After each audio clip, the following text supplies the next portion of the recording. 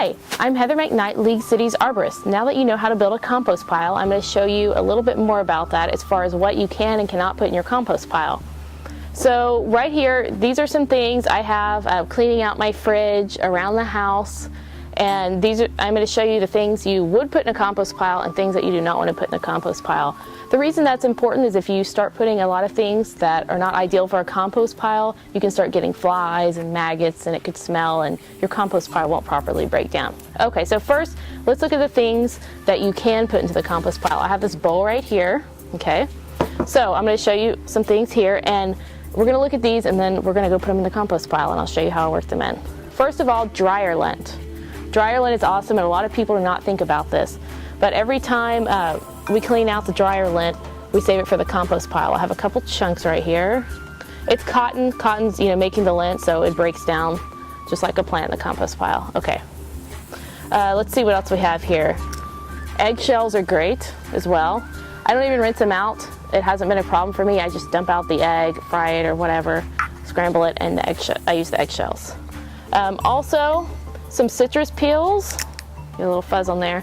Citrus peels are good. They do take longer to break down in the compost pile because they are really thick.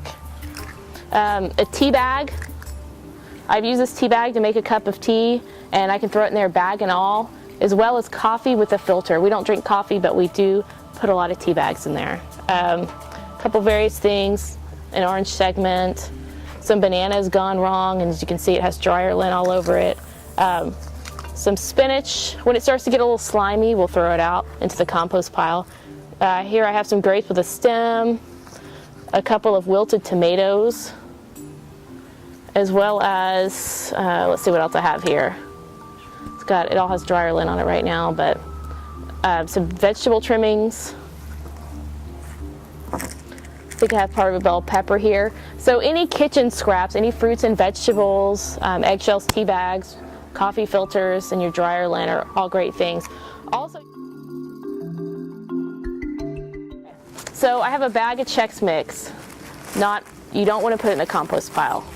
Basically, you don't want to put like bread, meat, anything dairy, any type of fats in the compost pile, okay? Cream cheese, again, dairy. You don't want that in the compost pile. Butter, I have here. Also, I have a half-eaten sandwich. Probably not something, you don't want to just clean out your refrigerator and throw it in there. Looks like it probably has meat in it. You don't want to put any meat products. I have some pepperoni here and crackers.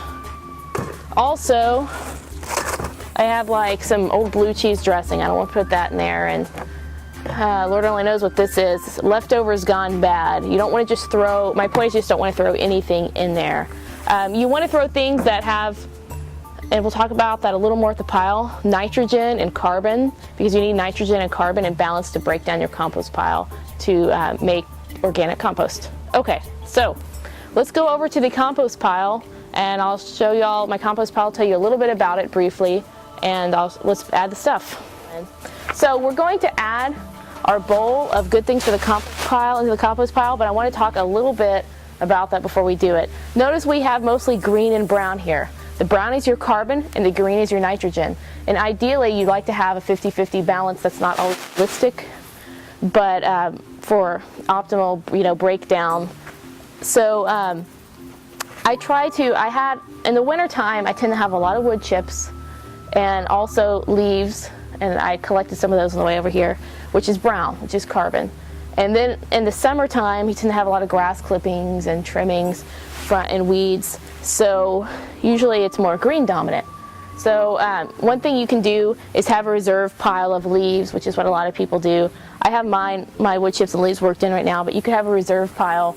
That way, when you need it, you can add it in later. Okay, and if I was going to do that, I'd probably just use some chicken wire. I might use the wire kind and just make a little round enclosure. Okay, so I have my tools here. I use a hoe and a rake. And let me get these going here. About every couple weeks, really, when I remember it, probably about every 2 weeks or so, I just come out and work it in. Now, you'll notice some of these, I'll just turn the pile, and you'll notice some of these are kind of large. I think I showed you all the weeds. The weed that's pretty large. You can actually, this is a pile type compost, and it does break down. It takes longer than a lot of methods. Like if you have a chipper shredder, which is one of my goals, I could actually shred this up a lot smaller and it would break down quicker. But I'm in no rush and I have a pretty big pile here. So every once in a while I'll come around here and I'll turn it over, just kind of get everything circulating. And then I will also water it.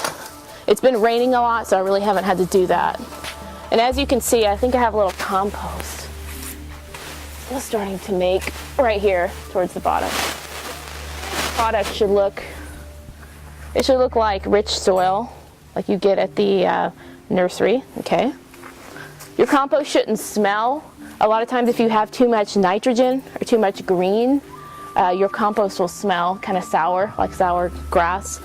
My problem here recently was I had too much wood, being the winter time, so it wasn't breaking down fast enough, so I added a lot more nitrogen, and I needed to do some weeding anyway. Okay, a lot of times I'll rake it as well, and I have my rake here. So, on the way over here, in between showing you what goes in the compost pile, I picked up some leaves as well.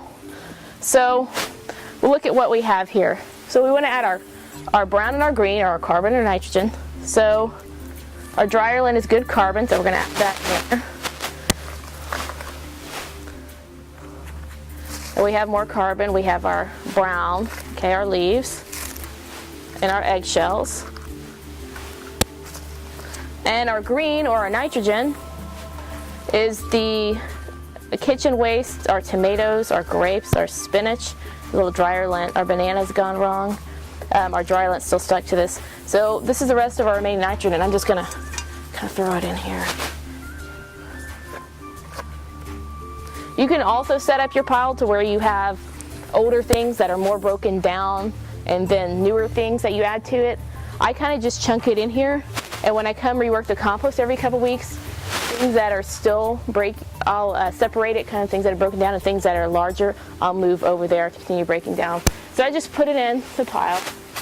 Like I said, I'll take my hoe or my rake, just rake it around. So now you see my compost pile and you see what does and doesn't go in the compost pile to achieve the best compost and the quickest and best breakdown of the organic material. We will see you next time.